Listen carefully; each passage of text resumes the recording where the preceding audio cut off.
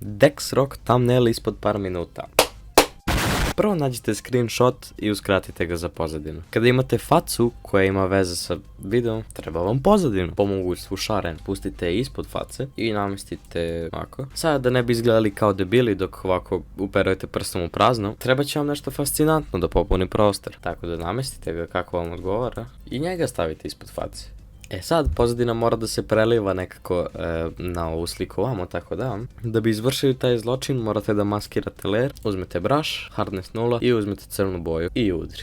Sad, s obzirom da thumbnail nije dovoljno jasan, ubacit će vam mnogo upitnika, jer zašto da ne? Dok držite CTRL možete da kliknete na sva 3 layera i stisnete CTRL E da ih spojite u jedan, zato što i onako nikog nije briga. Smart object! Dupli klik s desne strane i stavite da sija alu crno. O bože.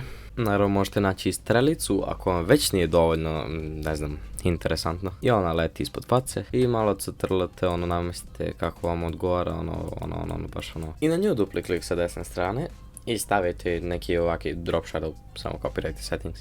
Možda bi ovi upitnici bolje izgledali sa strokom. Sad shift na prvi, shift na zadnji i CTRL je gospodski. Smart object! CTRL je da kopirate, imamo filter, camera raw. Ovo sam verovatno trebao da kropujem. Uglavnom,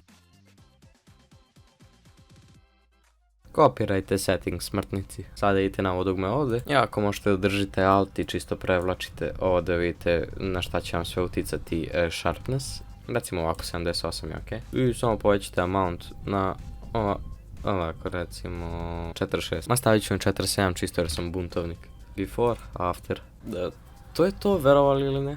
Svaki video mu je na neki način reakcija, tako da baš i nije neka Photoshop magija, ali vi birali, ja uradio. Znate već proces, like, subscribe i zapratite me na Insta Power Hamster donja crta. Goodbye!